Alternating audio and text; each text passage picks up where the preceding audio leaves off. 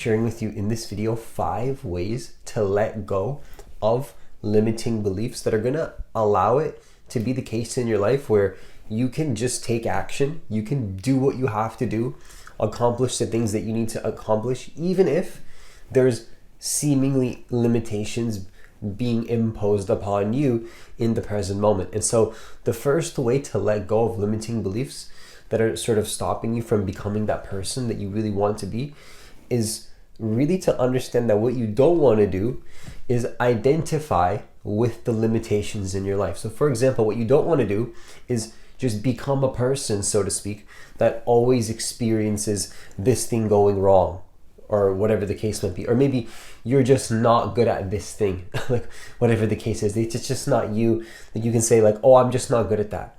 What you never want to do is become the problem. Don't get entangled too much in the problem. That's when you're never going to be able to let go of the limiting belief, is if you become the limiting belief. You don't want to become the limiting belief ever in your life. That's when you're never going to be able to grow. You're never going to be able to transform, because how can you transform into a person that doesn't have that negative belief if you don't even see the negative belief as just what it is and nothing more and nothing less than just a belief? That's all it really is. But if you become the belief, if it becomes who you are, now there's blocked any possibility of actually becoming the person that you want to be. And then so the second way to let go of limiting beliefs is really to understand that what you want to start to do, in my personal experience, is to reprogram limitation to just equal more action in your life, and just to do more stuff and to take more action on things. Because if you feel like you're limited in a certain area, if you feel like you can't take action in a certain area, you should immediately reprogram that as your sign to just take action. And then every single time that you feel you have a limitation, you're going to become an action taker, and you're going to challenge the limitation every single time. This is a very, very powerful thing that's going to allow you to actually create whatever it is that you want to create in a much easier way, because you see that limitations are nothing that you need to be concerned about as long as you don't attach to them, and you can act anyway. You can do what you have to do anyway. So feelings no longer become this thing that make you not do stuff. You actually use your feelings as just stuff that's happening, and in fact you reprogram it even more as a reason to do what you have to do, rather than the opposite, which is of course the natural thing, so to speak, the uncomfortable thing to do, even though it feels comfortable, is just to go ahead and not do the thing that you have to do. Instead, you do what you have to do, and you be the person that you have to be anyway. So the third way to let go of limiting beliefs, and the truth is that a lot of people will not really want to tell you this one, because they're just going to want to maybe give you the sugary answer that sounds good on paper. But the reality is that what you really want to start to do in your life, if you want to let go of your limiting beliefs, is to first get the result, and then the negative belief actually goes away.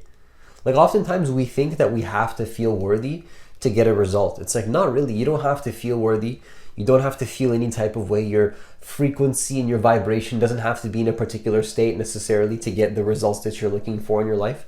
Oftentimes I believe that connecting to a place of self-love, connecting to a certain frequency, can be the thing that helps you get to the next level in your life and to create what you want. But what I'm saying is that when it comes to just straight up letting go of a limiting belief, just straight up in of itself, I'm not talking about mastering necessarily your state of being or anything like that. I'm talking about just, if you want to let go of a limiting belief, what you want to do is realize that you can just get a result, and then the belief will go away after. So it doesn't depend on how you feel. Oftentimes, if you want to actually feel better as well, you're thinking, well, okay, well, isn't that sort of just like a trade-off, and you're saying that I have to feel bad to get what I want? No, oftentimes if you want to feel better as well, what I find is that that's what feeling better is challenging the negativity, realizing that it's actually not true. When you realize that the negativity is actually not true because you challenged it with action, that actually changes your state of being, makes you feel better, makes you feel more worthy, builds your momentum, and actually increases your state. So is it possible that you can get the results first that you're looking for, and then you can start to feel better about yourself after, whereas most people believe that they have to feel better first than to take action, whereas I believe that that is not the case. It is a much easier path, although again it doesn't seem like it, to just take action and then you feel better after. It's the harder path to be stuck in a pattern of doing the same thing over and over and over, expecting a different result. And so the fourth way to let go of limiting beliefs that are stopping you from becoming the person that you actually want to be in your life is to understand that in order to prove something that is impossible to be possible, there's somebody that has to be the first person to sort of challenge that belief. Like somebody has to be the first one to say, you know what, that actually it's not impossible. That actually it can be beaten. This record can be beaten, or this thing can be done that everybody's saying is impossible. So for example, if you look at the record holder for the 100-meter dash in terms of how fast somebody can do a 100-meter dash, what you'll find is that many people would say that the current record time was impossible at some point. But then the person that actually beat this record decided that, you know what, actually it is possible. And then so they beat the record. So with this in mind, what we have to start to realize is that impossible is just based on the past experiences that we've had. But in order to change or shift into a reality, we can start to understand that it comes from shifting an attitude in terms of how we think about the present moment and the place that we're coming from in the present moment and how we're taking the actions that we're taking. Because it's not just the strategy, it's not just the plan. Like two people can have the same strategy and the same plan and the same structure, yet one person has something that the other person doesn't, and then they succeed, and then the other person fails with the same structure. And so why is this the case?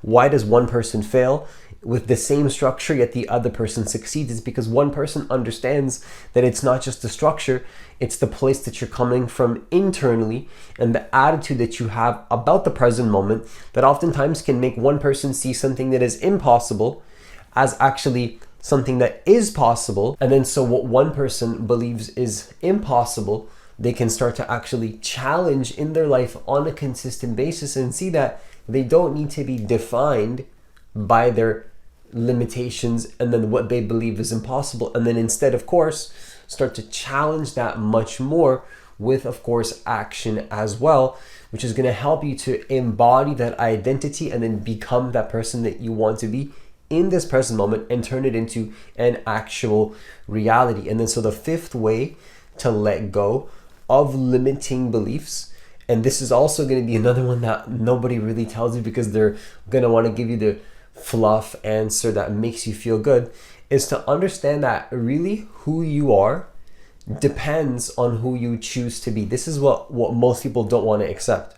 You get to choose who you are. So no longer can somebody have the excuse that it's like, oh, that's not me. Like, I can't do that because that's just not who I am. I can't, be bold in my business because that's just not who I am. Or I can't beat this record in this area because that's just never who I've been. I've never been that kind of person.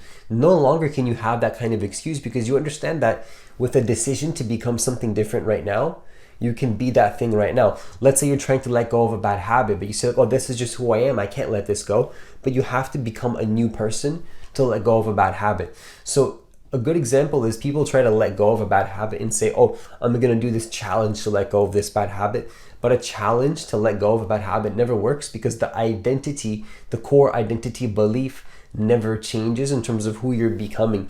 You have to eventually, whether it's in the moment of starting or whether it's 3 months after being sort of on this journey to let go of the old pattern, at some point on that timeline, you have to just decide that you are now this new person that just has never done that thing. You don't partake in that thing. Maybe you did it, but it's in a past timeline. So of course you've done it in the past, so to speak, but it's not who you are anymore. You decide that no longer are you going to partake in that thing that you're letting go of, whatever bad habit, or sort of not necessarily bad, but you can say it's a bad habit for you if in the sense that it's out of alignment with who you prefer to be instead.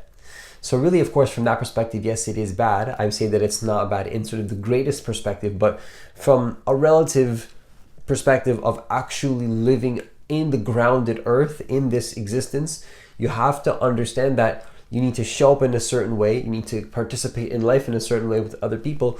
So it's about actually taking action towards the thing that makes you feel maybe scared or makes you feel like you're in a state of resistance, is to, again, challenge these states of resistance, challenge these states of uncomfortability with shifting your identity and choosing to be something different, and then backing that up with instant action on a moment-to-moment basis. And again, it all starts with the choice internally to be something different. And this is usually going to go against your conditioning, what you've been taught, what you've been told, who you've always been, so to speak. So it's like you can't say like, oh, this is just who I am, because again, this new person that you're being is going to challenge who you've always been, and you're going to let go of the limitation, let go of the old structure, becoming a new person where naturally it is just who you are to be the thing that you want that maybe feels like it's not who you are right now, because you choose to transform. And again, it starts with an internal decision to just be that new person in this present moment right now.